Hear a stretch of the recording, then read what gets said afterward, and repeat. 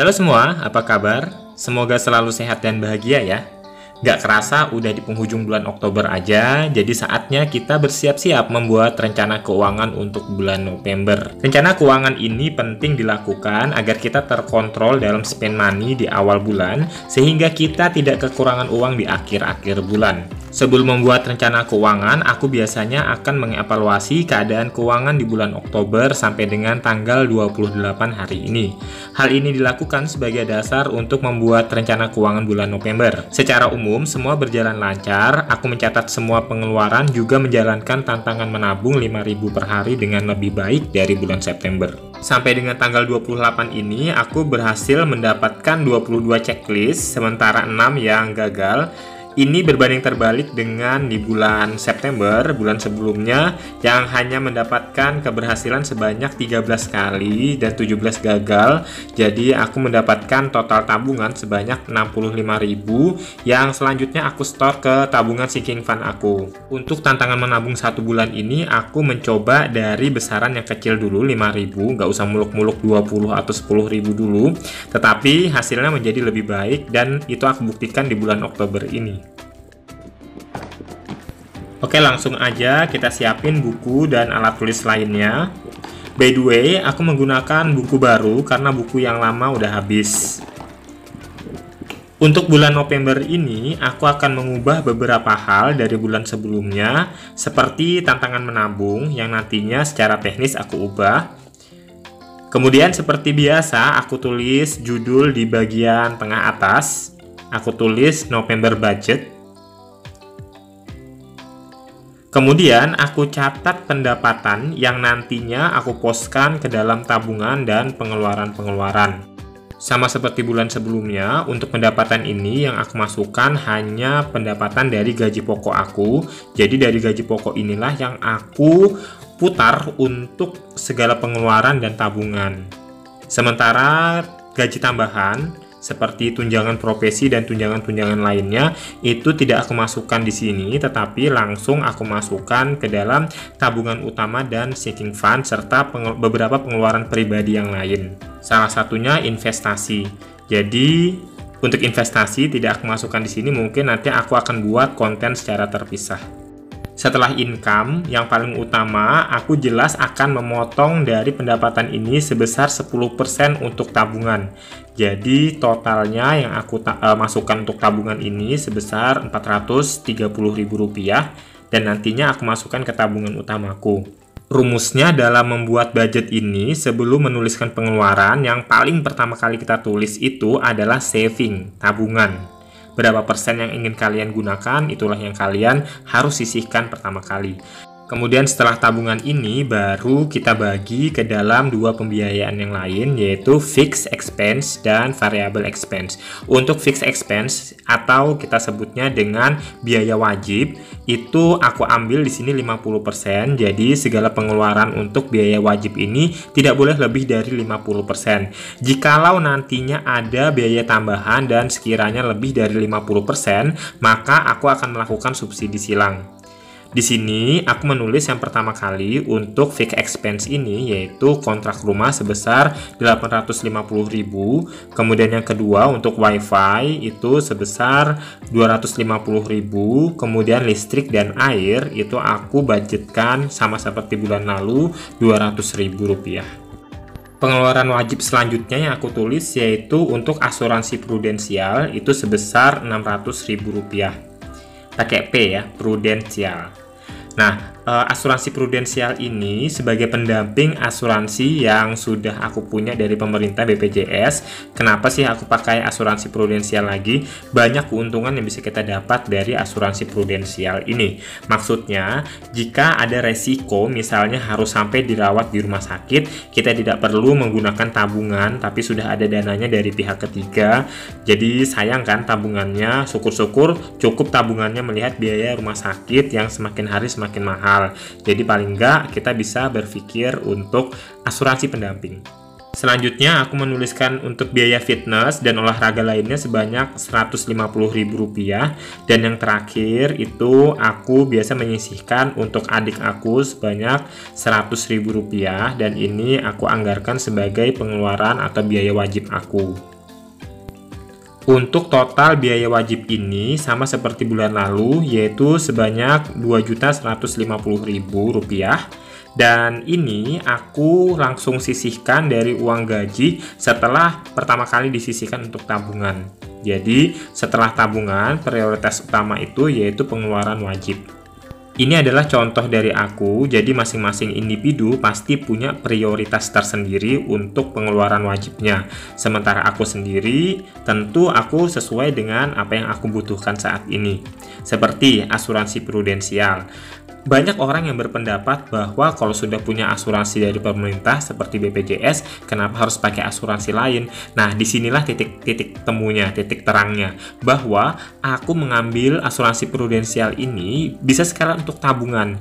Jadi kalau misalnya aku tidak menggunakan klaim untuk rumah sakit, aku bisa menjadikan ini sebagai investasi aku yang nantinya setelah 9 atau 10 tahun atau mungkin 15 tahun sesuai dengan kontrak, kita bisa gunakan dana yang kita setorkan ke asuransi ini, prudensial ini, untuk keperluan kita. Dan kadang-kadang bisa juga kita ambil jika kita punya keperluan mendesak ke pihak ketiga. Dan ini bisa diambil sewaktu-waktu loh, yang penting kita punya kontak agen di mana kita membuka asuransi ini pertama kali. Jadi, so far aku tidak pernah berpikir bahwa ketika aku mengeluarkan uang untuk asuransi prudensial ini nantinya akan sia-sia atau uangnya tidak kembali. Untuk biaya listrik dan air, jika untuk bulan ini misalnya aku mendapatkan tagihan yang lebih besar dari biasanya, maka aku akan mengambil dana dari dana cadangan atau kadang-kadang aku melakukan subsidi silang seperti itu. Sehingga tidak mengganggu anggaran 50% dari biaya wajib ini.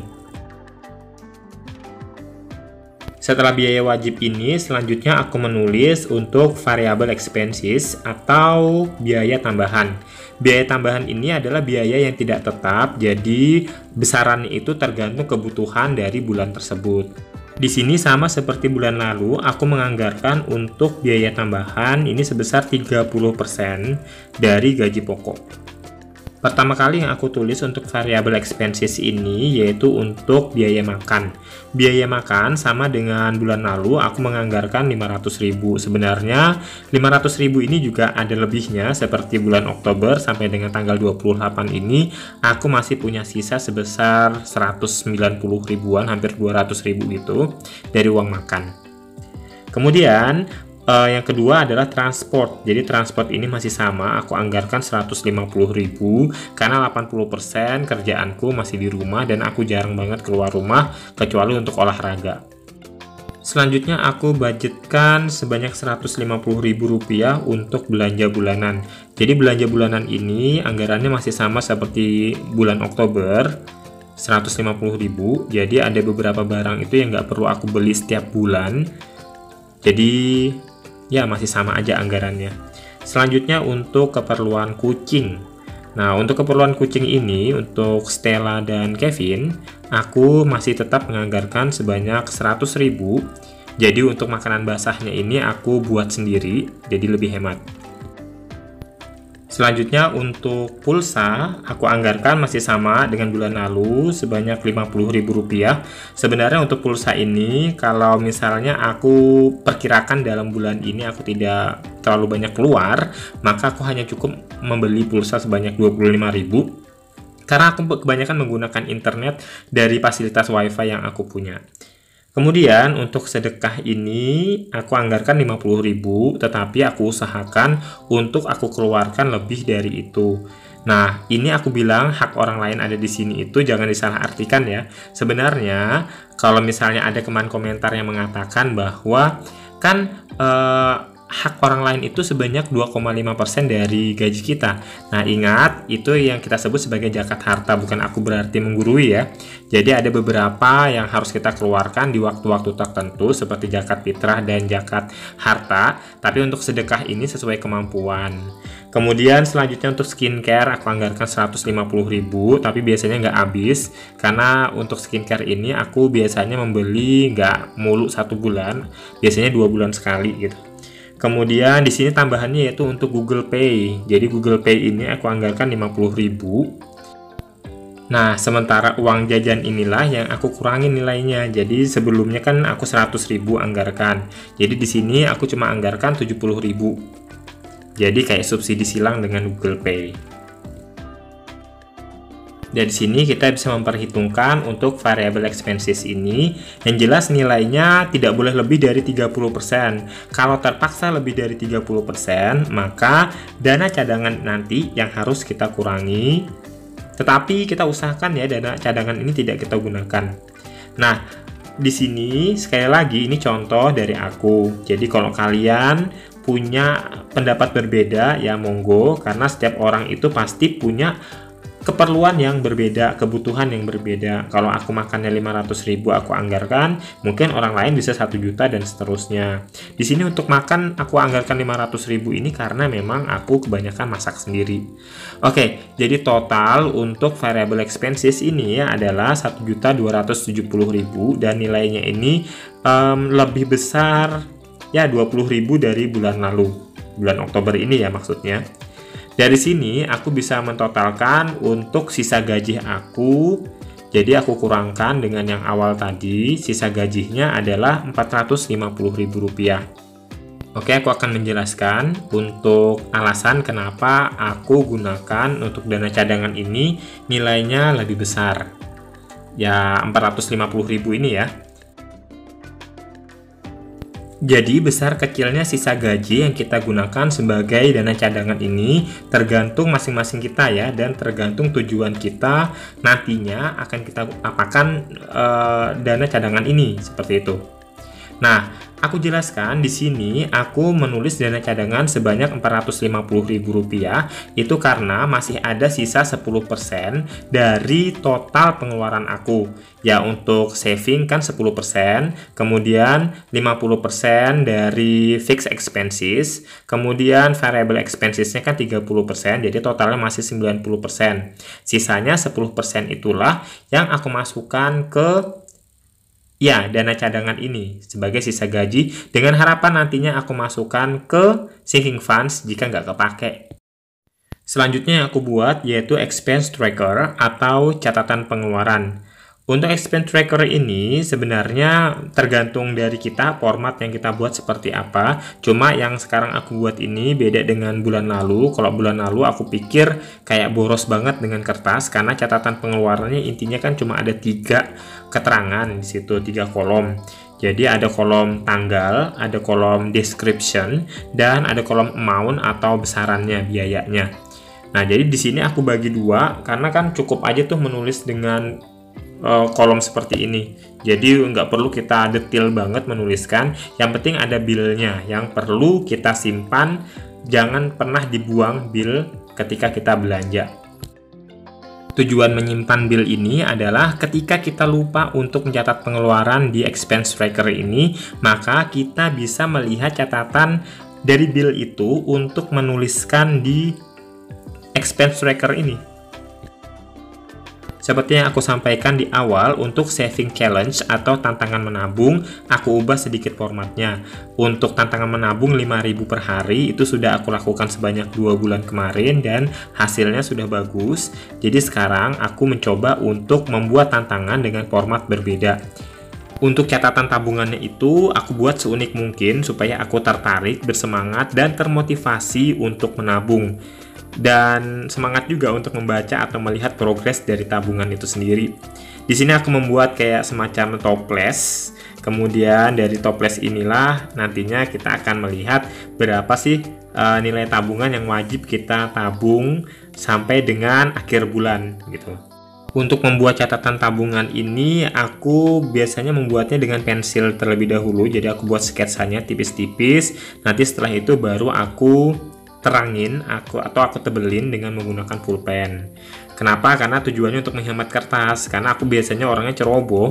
Jadi kalau langsung pakai pulpen salah-salah ujung-ujungnya kertas yang dibuang, ya sayang aja gitu. Jadi lebih bagus pakai pensil, jadi setelah ditebelin tinggal hapus, beres. Untuk teknis saving challenge untuk bulan November ini, aku menganggarkan dari besaran Rp40.000 sampai di akhir bulan atau nantinya bagian terakhirnya itu Rp5.000. Jadi kenapa sih aku dari yang nilai besar terlebih dahulu baru ke yang kecil? Karena tujuannya adalah supaya aku tetap bisa bersemangat dan santai tanpa terasa untuk melakukan saving challenge ini. Karena kalau aku tulis yang kecil-kecil di awal bulan, tahu-tahu di akhir bulan itu besar, jadi kayak memberatkan. Tapi kalau di awal bulan itu besar, di akhir bulannya menjadi lebih kecil, maka menurut aku itu cocok untuk aku dan tidak memberatkan aku. Sekali lagi, ini adalah contoh dari aku, jadi kalau kalian punya format yang berbeda, silahkan kalian buat. Dan untuk besarannya sendiri, kalau kalian punya alternatif besaran yang lain, silahkan kalian buat. Di sini kan aku pakai besaran 40.000 duluan, terus di akhir nanti ada 5.000 lagi, seperti itu. Tapi kalau kalian mau mulai dari angka 50.000 silahkan, atau mau mulai dari angka 25.000 atau 20.000, monggo silahkan. Yang penting tidak memberatkan, dan untuk menabung ini kita santai, tidak ada beban gitu. Jika ada yang mengatakan menabung itu perlu dipaksa di awal, itu benar banget. Seperti yang aku alami, memang awal-awal itu kesannya sulit banget, susah banget, tapi ketika sudah menjalani, maka dengan sendirinya itu akan menjadi rutinitas dan membuat ketergantungan. Oke, setelah saving challenge ini, selanjutnya aku buat kolom evaluasi untuk memuat catatan-catatan atau rekomendasi untuk bulan selanjutnya. Ini penting. Nah, untuk semua catatan budgetingku ini, biasanya aku dekor semenarik mungkin supaya lebih estetik dan membuat kita menyukai untuk melihatnya berkali-kali. Aku selalu mengatakan bahwa membuat perencanaan keuangan ini bukan hanya untuk dilakukan perempuan atau ibu rumah tangga saja. Semua orang bisa membuat ini. Pelajar, mahasiswa, bahkan bapak-bapak pun perlu mengetahui dan melakukan budgeting seperti ini. Membuat perencanaan keuangan bukan hanya dilakukan ketika kita sedang memiliki masalah keuangan saja, atau pada saat kita berada di posisi bawah. Jadi pada saat kita berada di posisi keuangan di atas pun, kita tetap harus melakukan budgeting seperti ini. Bahkan, seorang Bob Sadino yang merupakan pengusaha sukses tetap selalu membuat perencanaan keuangan, bukan hanya di saat bisnisnya gagal aja.